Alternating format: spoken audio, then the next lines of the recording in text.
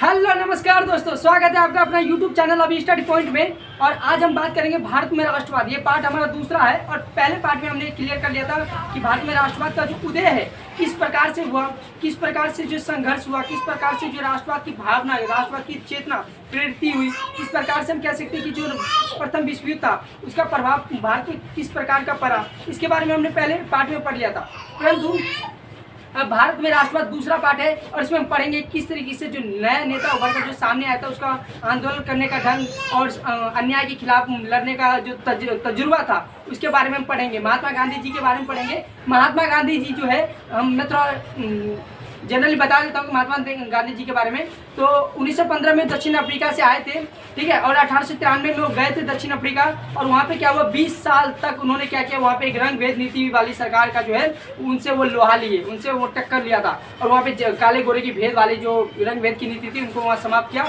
अब पहली बार दक्षिण अफ्रीका में ही उन्होंने सत्याग्रह आंदोलन भी चलाया था, ठीक है। उसके बाद 1915 में आए थे भारत में। तो अब जब भारत में आए तो किस प्रकार का जो मूवमेंट है, किस प्रकार का जो आंदोलन है वो वहाँ पे चल रहा था, किस प्रकार का जो माहौल है इस समय था 1915 में, क्योंकि 1914 से लेकर 1918 तक जो है प्रथम विश्व युद्ध हो रहा था। तो हम इसके बारे में पढ़ते हैं, स्टार्ट करते हैं वीडियो को कि भारत में राष्ट्रवाद। देखिए महात्मा गांधी जी जो आए थे तो उन्होंने सबसे पहले क्या करा, सत्याग्रह का जो है एक अपना सिद्धांत रखा था। सत्याग्रह मतलब सत्य की राह पे चलना, मतलब सच्चाई के राह पे चलना। महात्मा गांधी जी का एक सिद्धांत था कि वो जो सच्चाई की राह पे चल रहे थे, ठीक है, हम कह सकते हैं। तो बात करते हैं सत्य की शक्ति पर आग्रह करना, ठीक है। तो सच्चाई पे सत्य की शक्ति को क्या करना, खोज करना उस तरीके से। अगर आप उनका ये मानना था, अगर आपका संघर्ष आपका जो है संघर्ष जो आप कर रहे हो वो अन्याय के खिलाफ है, तो वो आपका जो संघर्ष है इसमें किसी भी शारीरिक ताकत की जरूरत नहीं है। ये क्या हुआ, आप इससे भी जीत सकते हो, ठीक है। तो ये हो गया। अब देखिए महात्मा गांधी जी आए थे 1915 में दक्षिण अफ्रीका से, बता दिया।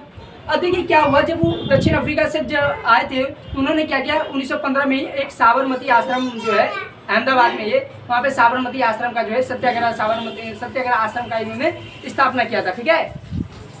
अभी देखिए जब वो आए थे तो वहाँ पे राजनीतिक गुरु कौन थे इनके, रामकृष्ण गोखले थे इनके राजनीतिक गुरु थे, ठीक है। अब देखिए क्या हुआ कि जब वो आए थे इंडिया में, जब आए थे तो यहाँ पे क्या था कि बगान व्यवस्था हम कह लें कि जो किसानों का जो अत्यंत अत्याचार किया जा रहा था उनके साथ, ठीक है। अफीम से उगाया जा रहा था, नील की खेती जबरदस्ती उगाया जा रहा था, बहुत ज़्यादा क्या थे, एक्सप्लॉइटेड कर रहे थे, उनका वो शोषण कर रहे थे, बहुत ज़्यादा क्या हो रहे थे, परेशान हो रहे थे।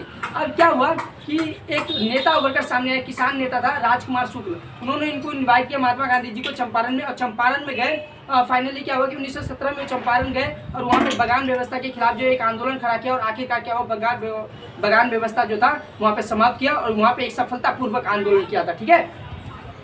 तो ये हो गया किसानों वाला। अब 1918 में क्या हुआ, खेरा कहाँ पे, गुजरात में, ठीक है। खेरा जो है गुजरात में स्थित है और वहाँ पे एक कर नहीं आंदोलन चलाया था, क्योंकि देखिए किसान ने कहीं पे किसान जो था दबे हुए थे और वो गरीबी के हालात में थे। अब उनसे जो है अंग्रेज कर ले रहे थे, उन्होंने कहा भाई ऐसा नहीं होगा, इनसे हम कर नहीं आंदोलन चलाएंगे, ठीक है।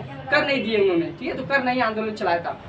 अब देखिए 1918 में क्या हुआ, अहमदाबाद में क्या हुआ, मिल मजदूरों का हड़ताल हुआ, ठीक है। इसमें जो मिल का मालिक था अंबाला भाई, सारा भाई जो था, और मिल मजदूरों के बीच एक आपसी विवाद हो गया। प्लेग बोनस को लेकर इनके बीच में विवाद हुआ था, ठीक है। प्लेग बोनस नहीं दे रहे थे मालिक इनका, तो ये यहाँ पे क्या करते, संघर्ष कर दिया। और पहली बार ध्यान रखना, महात्मा गांधी ने यहीं पे जो है भूख हड़ताल की शुरुआत किया था, पहली बार करा था, ठीक है। अब रॉलेट एक्ट के बारे में पढ़ते हैं। इस चैप्टर का, इस भारत के राष्ट्रवाद में इस चैप्टर का जो एक अहम रोल है, इसका बहुत ज़्यादा इंपॉर्टेंट रोल है इसका भारत में राष्ट्रवाद तोड़ने का। भारत में राष्ट्रवाद में जो है बहुत ज़्यादा इंपॉर्टेंट है रॉलेट एक्ट का। अब देखिए रॉलेट एक्ट है क्या, मैं आपको ऊपर से बताता हूँ कि सर सिडनी रॉलेट की अध्यक्षता में क्या हुआ कि एक कमेटी तैयार किया गया था। सर सिडनी रॉलेट की अध्यक्षता में एक कमेटी तैयार किया गया था। उस कमेटी के अंतर्गत कहा गया था कि ये 17 मार्च 1919 को, यानी कि 17 मार्च 1919 को जो है ये एक्ट कहाँ पे पारित हुआ, विधान परिषद में पारित हुआ, ठीक है, पारित हो गया। अब जब ये पारित हुआ तो इस एक्ट के तहत ये कहा गया कि किसी भी व्यक्ति को जो है संदेह के आधार पर ही गिरफ्तार कर ले। चाहे मैं हूँ तो मेरे क्या हुआ, कोई अंग्रेज आए मेरे को उठा के क्या कर लिया, जेल में डाल दिया, भाई तू ऐसे करने वाला था, क्या था, यानी कि संदेह के आधार पर गिरफ्तार करना, ठीक है। तो महात्मा गांधी ने इस एक्ट को क्या कहा था, बिना अपील, बिना दलील, बिना वकील, अर्थात काला कानून इसको कहा था, ठीक है। इतना समझ गए।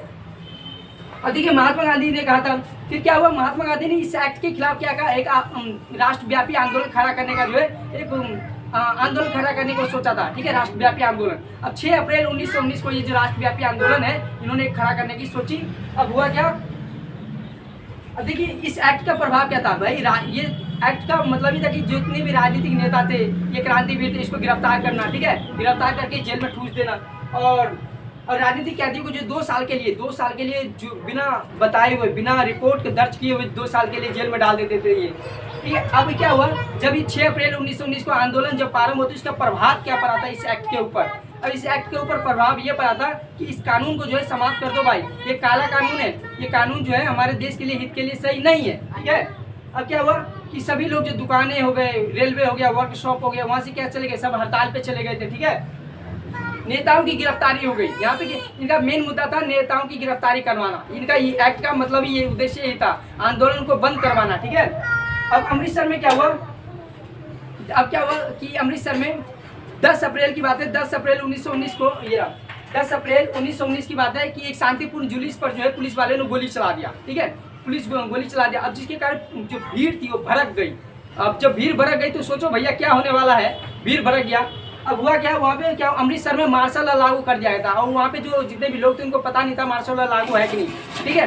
अब हुआ क्या, इसी आंदोलन के दौरान जो है 2 नेताओं को गिरफ्तार कर लिया गया था, वो नेता थे सत्यपाल और सैफुद्दीन किचलू, इनको गिरफ्तार कर लिया गया। और जिसके कारण ही हम देखेंगे कि अगले में क्या होता है, जलियांवाला हत्या का कांड पढ़ेंगे 13 अप्रैल 1919 को, उसमें हम पढ़ेंगे कि किस तरीके से जो है सत्यपाल और सैफुद्दीन किचलू की रिहाई करने के लिए जो है अमृतसर में एक उप कमिश्नर के घर जाते हैं, आंदोलन करते हैं, वहाँ पे गोली चला देते और ये प्रदर्शन चलते रहता है। 13 अप्रैल एक भयंकर रूप लेता है, आगे हम पढ़ेंगे, ठीक है। तो इसके बारे में हमने ऊपर से पढ़ा कि किस तरीके से जो ये एक्ट है, रॉयल एक्ट है, कि इतना इंपॉर्टेंट है, ठीक है। हमने ये पढ़ा, सत्याग्रह के बारे में पढ़ लिया। अगर मेरी वीडियो अच्छी लगी तो वीडियो को लाइक शेयर कमेंट जरूर करें। धन्यवाद।